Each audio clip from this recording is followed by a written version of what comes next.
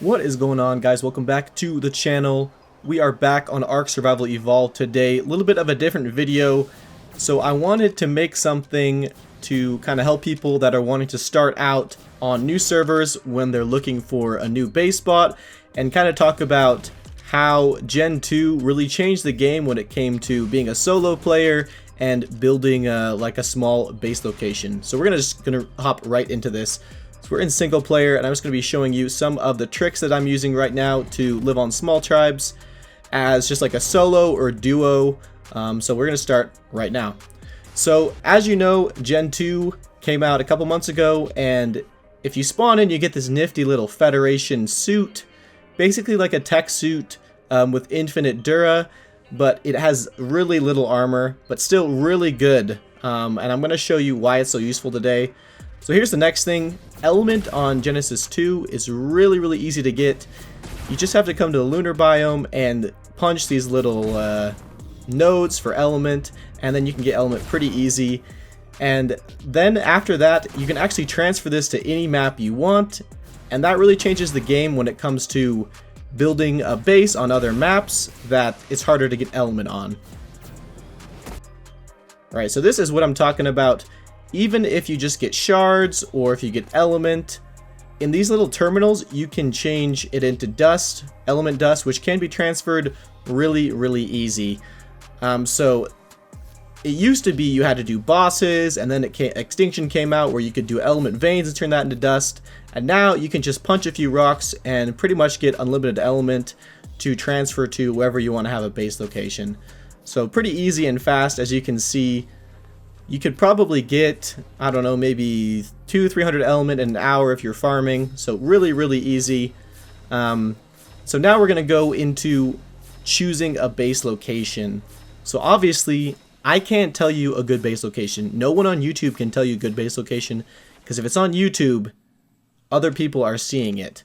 So my suggestion would be go in single player in a map that you like, and look all around for a spot that you think is hidden, or somewhere that you would like to have a base that is relatively hard to raid or hard to find.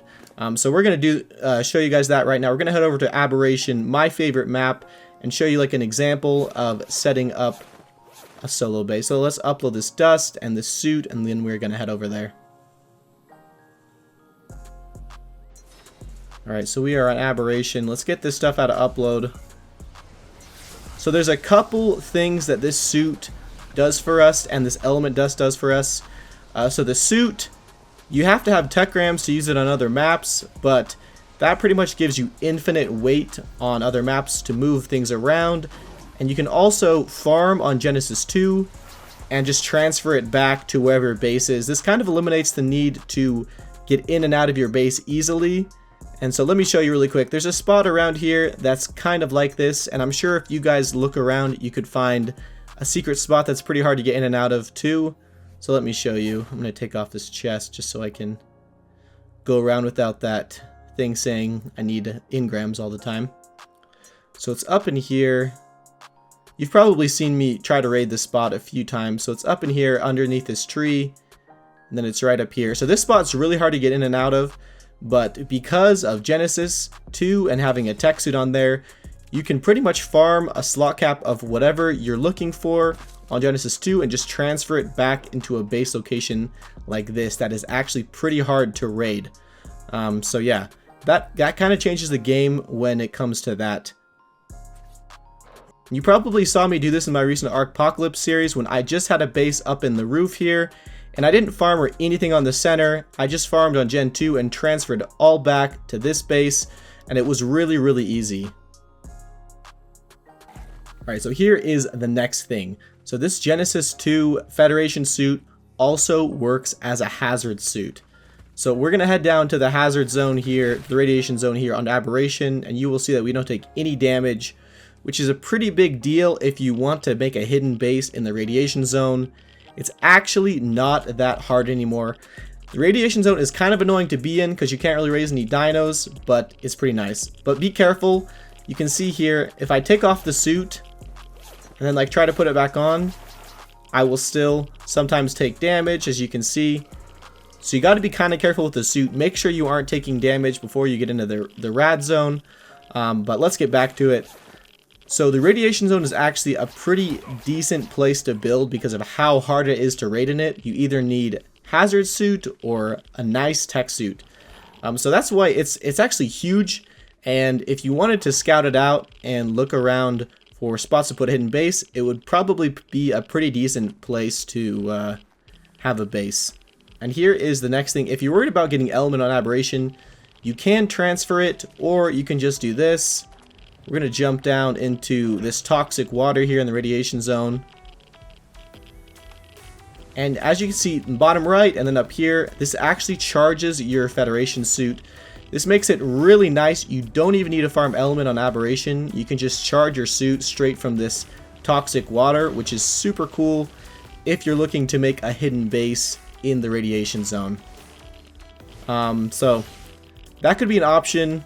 I know it's kind of a pain to make a base in here, but it might be worth it if it's really hidden and if it's pretty hard to raid. So yeah, this would probably be one of my suggestions if you can put up with some of the things that are wrong. And you can also, you've seen these before, these lampreys. Let me get one out really quick. These things are super useful if you're wanting to wear flak or just wear nothing in the radiation zone. These will give you a light as well as protect you from the radiation. So let me show you really quick. You can see the light that I have on. And even if I take off the suit, I'm actually not taking any damage. So that's super cool. So that's a pretty big option if you're looking to make a hidden base. The Federation suit really changes the game when it comes to putting a base in the radiation zone. So let's move on to the next thing. Alright boys, so this is the next one. This isn't like a huge surprise, but I really think vacuum bases are underrated. If you look around and put it in kind of like an unconventional place, then I think that you'd actually be hidden for a decent amount of time. So let's just pop this up here. Obviously, like, this spot isn't the greatest, but it's just an example of kind of a weird spot to put a vacuum base. So on Small Tribes, I moved out of that vacuum base. I know some of you were like asking that, but I actually had that vacuum base for like 3 weeks to a month. In that pretty crappy spot. So yeah, that actually worked out pretty well. And I think if you find a hard spot to attack or just a hidden spot, vacuum bases are definitely still a viable option for like a solo or a duo tribe that doesn't want to spend a lot of time online. So, and they're actually not that hard to craft.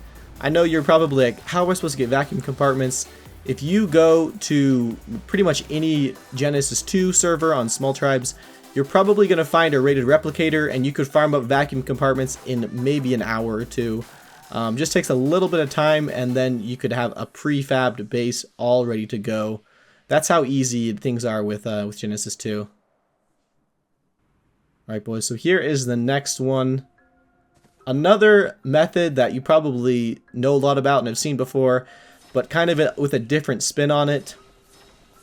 So this is Quetzal Bases, Quetzal Sky Bases, or in our case, Hidden Base.